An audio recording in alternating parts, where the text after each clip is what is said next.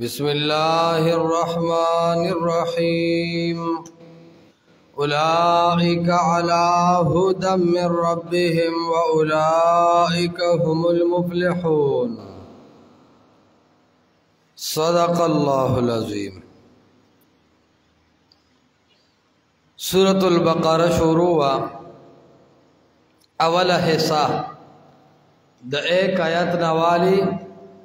ترچین میں آیت پورے وا اور پدی اول حصہ کی سالور بابو دا اول باب شروع دے دا ایک آیت نوالی تر 20 آیت پورے. لوڈ سپیکر معمولی ہونا کام کا سلوئے گا. اول ترغیب الی القرآن چه قرآن تراشا سرپ درو صفاتو باندے دو قرآن درے صفات ذکر کول. اول دا چه الکتاب دا قرآن کامل کتاب دے. دویم صفت داو چه لا ریب فی اس شک پا دی قرآن کی نشتا. دریم صفت داو ہدى للمتقین دا دا متقیانو دا پارا ہدایت کامل دے. بیا دا متقیانو 15 صفات ذکر کول. الذین یؤمنون بالغیب دا اولنے صفتو. ویقیمون الصلاة رنبیوی چی یؤمنون بالغیب دا متقی عقیدہ بسمائی. دویمو فرمائل ویقیمون الصلاة دا متقی عمل بسمی. دریمو فرمائل ومما رزقناهم ينفقون دا متقی مال بسمی. عقیدہ ہم سما عمل ہم سم مال ہم سم او حلال. بیا یؤمنون بما انزل الیک وما انزل من قبلک متقی با خپل اختیار نہیں بلکہ دا آسمانی وحی بتابعی چاگا قرآن اور حدیث دے. بل پنزم صفت سو وبالآخرت هم یوقنون پورز دا آخرت پورز رستنے باندے وهم دا متقیان کلک یقین لری. افضل التراجم کے شیخ دشاپور وائی یعنی شک بنکی یقین بے کلکی. اس دی آیت کریمہ کی دا مؤمنان و جزا دنیاوی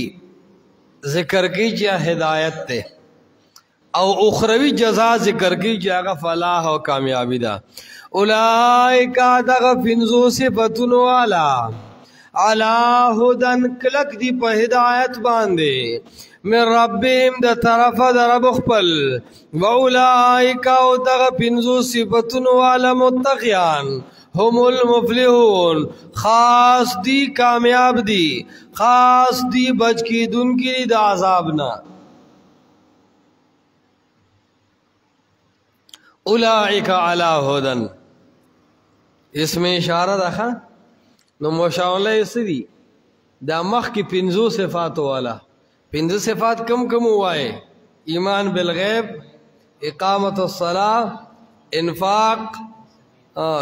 یؤمنون بما انزل الیک وبالآخرت هم دا پنزو صفات چورکی. اولئک علی ہدن دغ کسان اولئک دغ پنزو صفتن والا علی ہدن کلک دی پا ہدایت باندے من ربهم دا طرفا دا رب خپلنا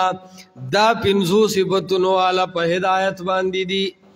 دا دا ہدایت والا خلق دی. ننخو ارسڑے زانتا ہدایت والا وائی. قرآن و حدیث بخپل عقل باندے تلی او یارز ہدایت والا یما. اللہ وینا اولائک علی ہدن دا پنزو صفتن والا علی ہدن کلک دی پا ہدایت باندے.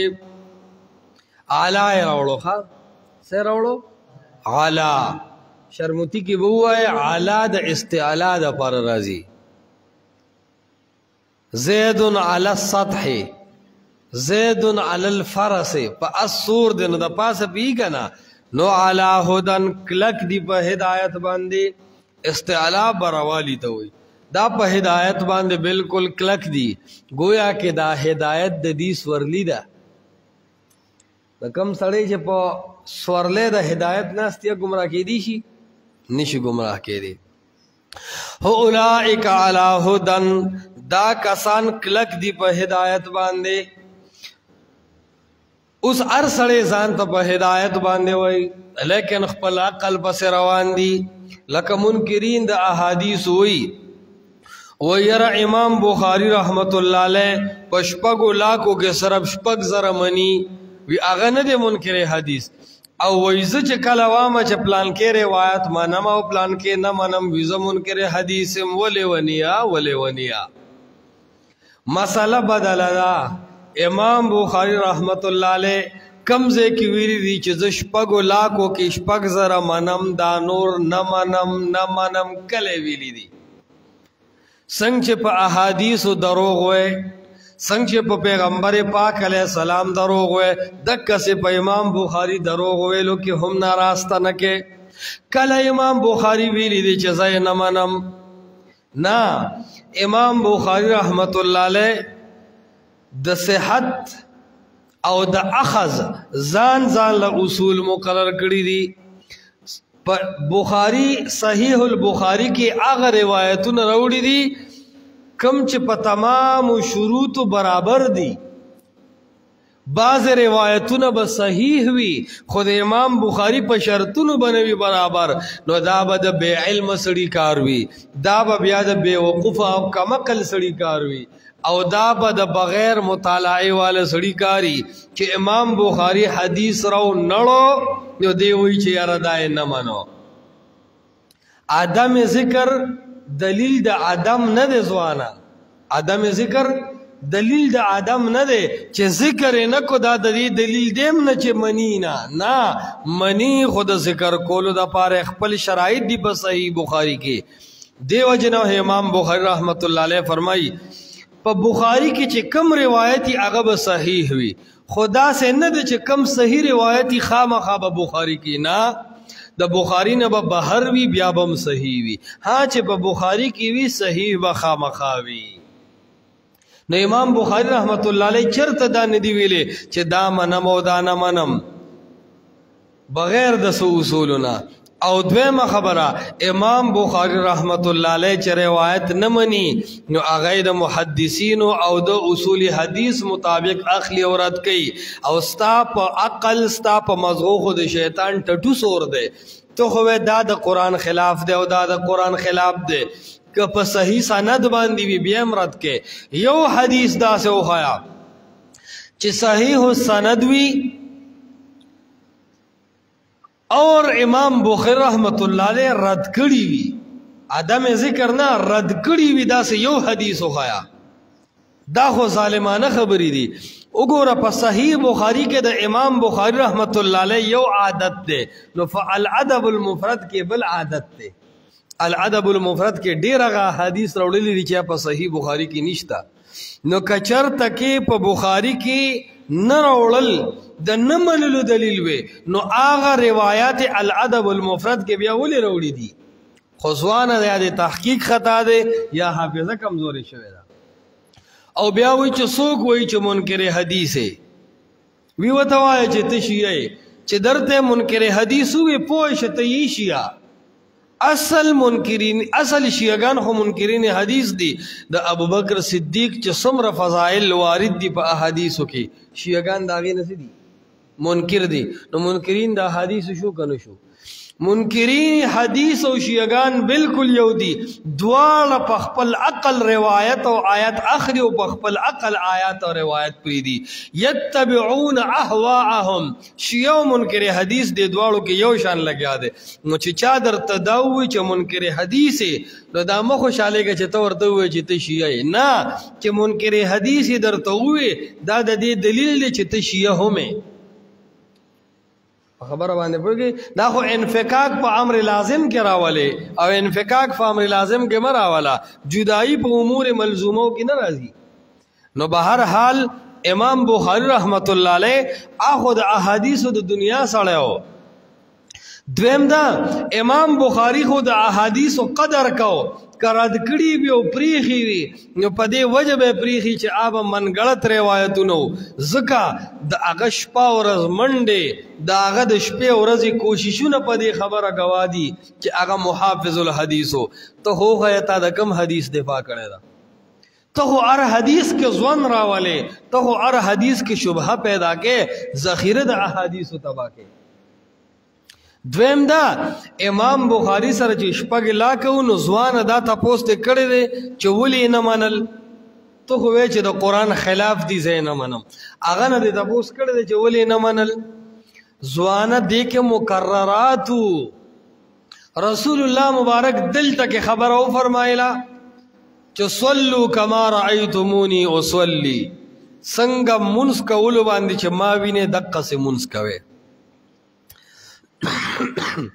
بل زه تلال التم دا خبر وکړه بل مجمع تلال الته بیا دا خبر او فرمایلا نو یو خبر درې ځای شو کنه نو امام بخاری رحمت الله علیه یو ځل راواغستو دا باقی دوی ذکر نکړل نو دریونه سو جوړ شو یو دغه سي د شپږو لاکو نه شپږ زره جوړ شوی دي انکار خبره نه ده تا خود احادیث به خندي وکړه تا خود محدثینو جامو باندې داغونه ولګول تا خو ذخیره احادیث تور ورتکو امام بخاری وی حدیث نه منل زم نه منم امام بخاری تم وی منکر حدیث وای نو ما تم وایا وکته د امام بخاری په قدم روان وې تاکي کده محمد مصطفی د احادیث مینوي ته خو زمونږ د سر تاج وی بیا خو ظالمه د ذخیره احادیث بخکندی کې نو داسې خلق به هدایت نشي کېده اولائک دغ پنځو صفاتونو والا علی هدن کلک دی په هدایت باندې اوس دا یاد ساته ار فرقه او ار ډل ځان ته په هدایت وای تبریلی مکتب فکر سره کینا هغه وی اعلی حضرت سے بالکل اصل هدایت یافتو ویډیر په کشف او قبور او کرامتونو باندې پویو و مونږ هدایت یافتو یو ها تیو عثمانی منکر حدیث سره کینا هغه وی زد قرآن ونن کیم دا عمر ټول روایت بس روان دی زه هدایت یافته تیو بل جماعت پرست او فرقه فرست سره کینا هغه ير ز په هدایت باندې دا دنیا ټول غر کړه نو هر جماعت هر پاټه والا ځان ته هدایت یافته وی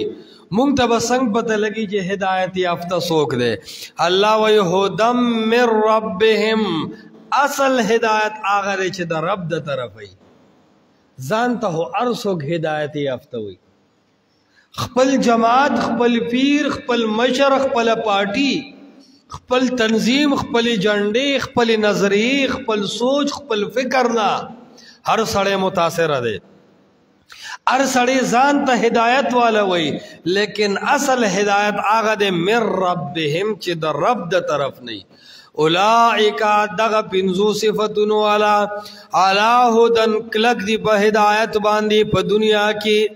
من ربهم دا طرفا دا رب اخپلنا اصل ہدایت دا دے چھ اغد اللہ دا طرف نہیں او دا اللہ دا طرف نا ہدایت دا پارت ترمامیٹر دے قرآن و حدیث سشیرے زان اوتلا عقیدہ دی قرآن سر برابر دا کنا عمل دی دا احادیث دا رسول اللہ علیہ السلام سر برابر دے کنا کہ قرآن و حدیث سر دی عقیدہ و عمل برابرو نو ہدم من ربهم تد رب دا طرف نپا ہدایت او کہ قرآن و حدیث سر دی عقیدہ برابر نوا پیر سر دی عقیدہ برابر وا نو تو ہدنی خود پیر سب دا طرف نا تب ہدایت خود خپل جماعت او د خپل پارٹے او د خپل مشر او د خپل تنظیم د طرف نه د رب د طرف نه هدایت پته لګي قرآن او سنت باندې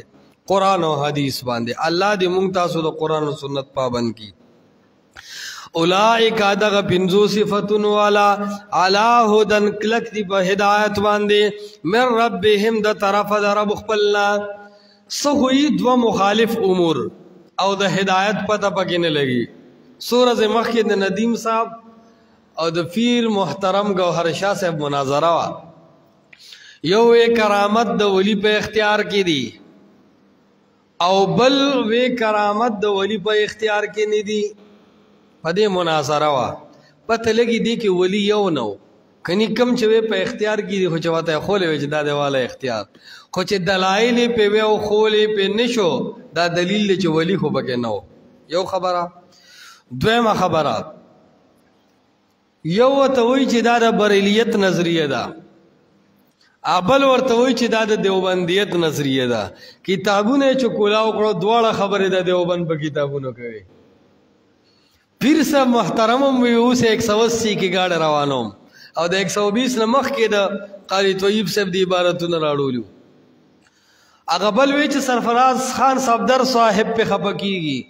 هغه ویلی دي چې دا د دیوبند نظریه نه ده. هغه ته دا خو زما مزولی دي دا ځان سره کې دا مړه ما ته د مشرانو خبرې کوي. نو څوک چې هدایت د دیوبند په کتابونو کې ګوري د عالم په کتاب کې ګوري د پیر په کتاب کې ګوري دا سه به حق ګډوډیږي لکه د ندیم صاحب او د پیر ګوهر چانه چې ګډوډ شوی دی. اخر کې دواړو په یو بل څه چونډه مونډه ولا ګولې او مونږ ګورې نو روغ یو وای مونږ ته پته ده چې بریلیت او دیوبندیت ستاسو په معنا سره یو شی دی. دا خو د دې دلیل لزوانه دومره 3 غنټې بحث ته وخایا کنه کم یو په حق او کم موقف لراله چې تاسو یو یا تاسو مسله حل کړه تاسو وی چې کرامت اختیاري دی او غیر اختیاري دی. په دې خبرو خزما خلکو ته خله وشلې ده چې د دیوبند په کتاب کې دا خبره هم ثابتې دي شي چې کرامت د اولیاء په اختیار کې دي.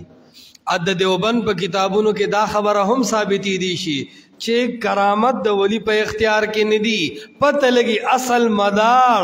اصل کوانټیټي او اصل لا او قانون د دیوبند کتابونو نه دي قرآن او سنت دي قرآن او حدیث دي. پیر صاحب ځان له د دنیا کتابونه راوړي او وستړی شوم کني نورم د بیچ کوم او زما د دیوبند کتابونو کې وستا دا غو چې د مشرق اخبار راغستی نو غپ بم پیر صاحب ډېر خوګ لګی کنه سړی وای چې فارغ ټیمي چټیانی او پیر صاحب له صرف غف لاړ شه ډېر خوګ غف لګی ډېر مزیدار لطیفه پکې مراشه غي او ندیم صاحب خو غوسه او باغه خو لطیفه ډېر بره لګی دا خو چاله نو عرض داده چې دا د دې خبرې دلیل څنګه چې آپ کے مسائل ان کا حل ولوي وي ما ته پته نشته چې په دې دیوبندیت او بریلیت کې صدا سه غټ فرق دی. نو دې خلکو تم پته نشته چې په مونږ کې او په بریلیانو کې څه فرق دی. دا د دې دلیل چې بریلیت او دیوبندیت ټیکداران په موجوده وخت کې بالکل یو دي بالکل یو دي نظریات د ټولو یو دي. او ته چې مونږ یو خو د یو څو مسلو کې اختلاف دونه کم سړی چې کرامت د ولی په اختیار کې مني د الوهیت صفات ولی لور کوي د نستا اختلاف نشته د نه لکستا بایکاټ او برات نشته دا سه برلم تاسو سره چلیږي. پته لګي چې دا دیوبندیت نه ده دا خپل مرزي ده د دیوبند نوم د رزق د ګټلو د روزه د حاصلولو د لپاره استعماله. نو هدایت اصل دا نه دی چې پلان کی کتاب باندې به فیصله کوونه. هدایت دا دی چې من ربهم د طرفه د رب نوي د رب د طرفه چې کوم هدایت وي دا اصل هدایت دی. واولئک او دغه 5 صفاتونو والا ګوره دې آیت کې د هغه خلکو د چای چې 5 صفات ذکر کړو دا غي حکم دنیوي څه ذکر کو اولئک علی هدن دنیا کې بالکل په هدایت دي دنیا کې واولئک هم المفلحون او داسې 5 صفاتونو والا هم المفلحون خاص دی کامیاب دی په آخرت کې خاص دی بچ کې دن کې د عذاب نه په آخرت کې. پته لګي کامیابی اصل کامیابی 2 سيزونه دي اصل کامیابی 2 سيزونه دي. یو د اولئک علی هدن دا کامیابی د دنیاوی د دنیا کامیابی ډیر مال نه ده د دنیا کامیابی ډیر جائیداد نه ده د دنیا کامیابی ډیر غټي ډیګری نه دي د دنیا کامیابی ډیر اولاد نه ده ډیر زور او ډیر طاقت نه ده د دنیا کامیابی LLB نه ده د دنیا کامیابی PhD نه ده د دنیا کامیابی LLB ایکام و بیکامو دا سیزونه ندی د دنیا اصل کامیابی دا اولئک علی هدن ہدایت اصل کامیابی دا په دنیا کی چې دنیا کې ته په هدایت باس کامیابی دی کامیابی پس لاس اولګوا ہدایت په دنیا کې حاصل کا او ہدایت چې حاصله ذالک الکتاب لا ریب فیه هدى للمتقین دی ہدایت یافته کتاب لراشا الله بدرته ہدایت کړي اصل د دنیا کامیابی دا او د آخرت اصل کامیابی صدا المفلحون بچ کېدل د عذاب نه دنیا کی کامیابی سے شو ہدایت آخرت کی کامیابی سے شو د عذاب نه بچ کېدل فمن زغزها عن النار وادخل الجنه فقد فاز سوک چې بچ کړي شو د اور نه او داخل کړي شو جنت ته فقد فاز قد چې په ماضی داخل شي ډېر غټ زور پیدا کوي کنه دلته په قد داخل کو فقد فاز یقینا دے کامیاب شي دی وجنا دی آیت ته سوچ پکار پدې یو سوال راځي ځوانا چې وی چې صرف دا 5 صفات والا به جنت تزي بل څوک بنسي صرف دا کامیاب دی بل څوک نه د ډېرو خلکو نه اعمالو کې کمی راځي هغه سره وسکو جواب دا دی چې کامیابی په دوه قسمه ده یو دا چې په اول پوزیشن کې کامیاب شي او ناکامیونه ویني